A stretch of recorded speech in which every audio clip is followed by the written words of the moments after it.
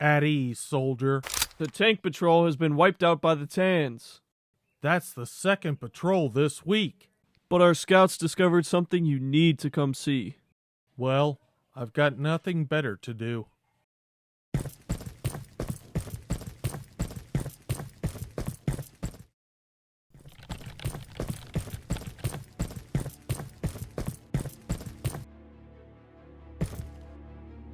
New technology.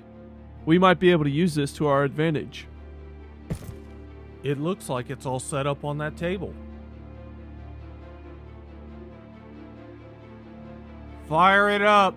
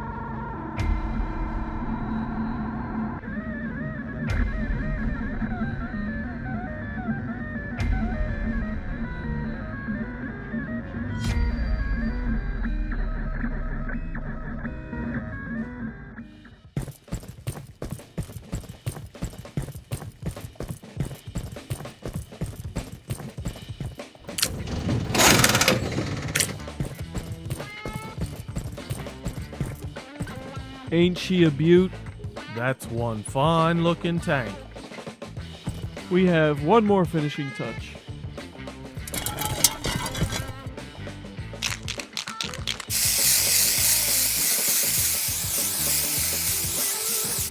Now get out there and destroy those Tans.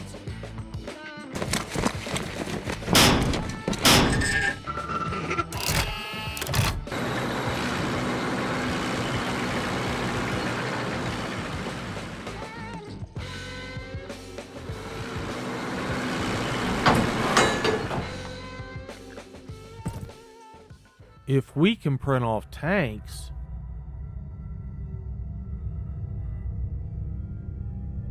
Why are you looking at me so funny?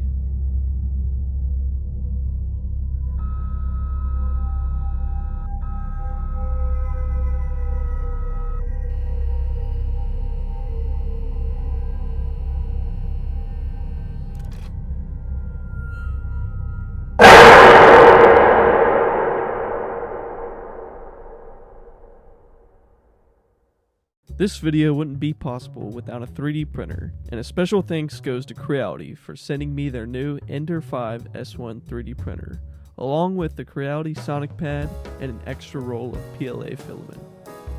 Inside this massive box, all the essential parts and tools are neatly packed between layers of foam. There are also accessories like a roll of filament, storage card and card reader, nozzle cleaner, spare nozzle, and other tools to help assemble or dismantle the 3D printer. The process of building the 3D printer was pretty straightforward. I've never built a 3D printer before, but the instructions were easy to follow, and there were helpful installation videos on their website as well.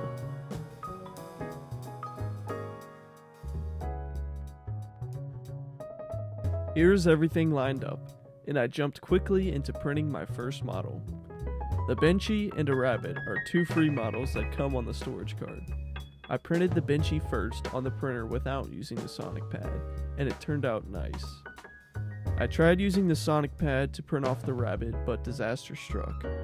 The Sonic Pad has a self-inspection phase before use to get proper plate levelings and test the heating and cooling elements.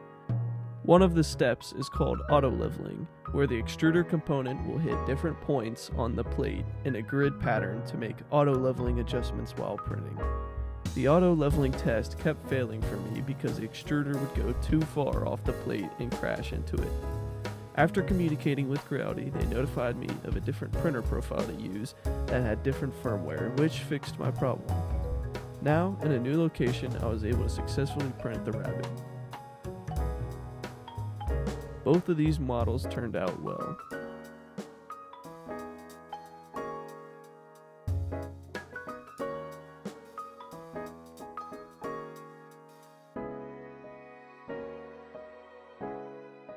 I got the tank model from another YouTuber named Nim Productions, and it also turned out great. While assembling the parts, I broke a couple of the turret pieces, but was able to just reprint them. The model also looks almost spot on compared to the original shown in tan. I wanted to print a terrain piece for my Star Wars Legion figures. I found a Tatooine building model and made some changes to it for printing. It came out in 2 parts and looks good even after setting it to the lowest quality on Creality Slicer. Some sanding and paint will make it look even better. I spent some time creating a custom figure to print off around the same size as a 132 scale Army Man, and I found a model of Jonesy from Fortnite and Discar. I printed him off around 7 different times to get better and better prints, changing the angle and eventually printing him off in 2 separate parts. The final print I made looks pretty decent for a FDM printer. Keep in mind, I created this 3D model from this original game model, and I'm not an expert in character modeling. The model would also look better if printed with a resin printer, so you wouldn't see all those layer lines, but I'm still impressed how it turned out. Here are some Tim Me soldiers for comparison. As you see here, I had to print my figures with supports that need to be removed. The clippers that come with the printer are helpful in the removal process, and you can use a knife or sometimes your fingernails to remove the supports.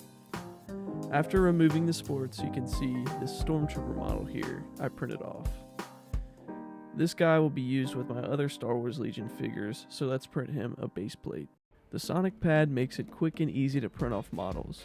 First, I preheat the printer for PLA plastic. Then, I navigate to the base plate file, which is on a USB stick.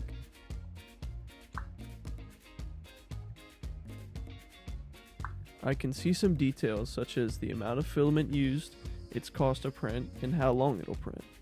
And I finally click print. The build plate and extruder will heat up before printing and will show the progress during the print. When the model is finished printing, I can move the extruder out of the way and easily remove the plate.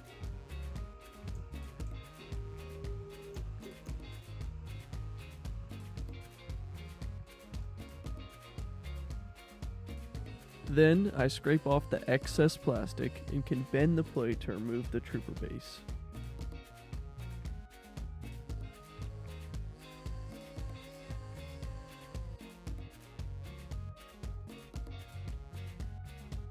The Stormtrooper model doesn't look perfect, but I'm still blown away at how much detail there still is. If I used a resin printer, the quality of the print would be so much better, but using a filament printer is a safer option and still prints decent looking miniatures with the right slicer settings. I probably could tinker with the settings and angles that I print the model more, but for time's sake, I think they look okay.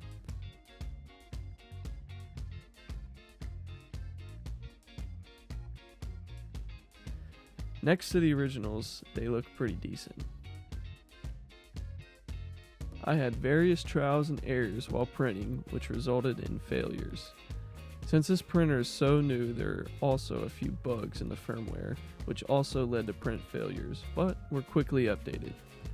If you use other people's models, make sure to also have supports if there are any hanging pieces, or you'll get a stringy mess of plastic. I'm very pleased with how everything turned out. There are so many different things I could look into printing, like more figures, buildings, or vehicles that I can use for my future stop motions. If you would like to pick up the Ender-5 S1 or any other Creality printer, check out the link in the description. Thank you for watching, and make sure you're subscribed with notifications on to stay up to date on future videos.